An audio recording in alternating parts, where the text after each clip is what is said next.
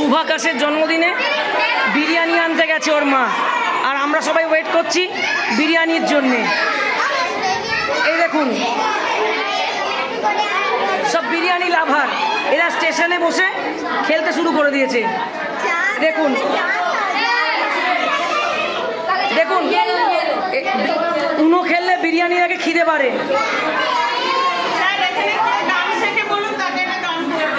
খেতে পারবেন না বিরিয়ানি তারপরে আর। এরা সব জিনিসই এরকমই শেখে। বৌদি ভালো গান করে, হ্যাঁ পুকুরের পাড়ে ঘর তো।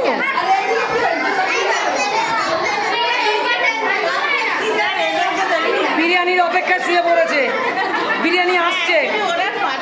হ্যাঁ সত্যি তো, আমার নিজেরই বিরক্তি লাগছে।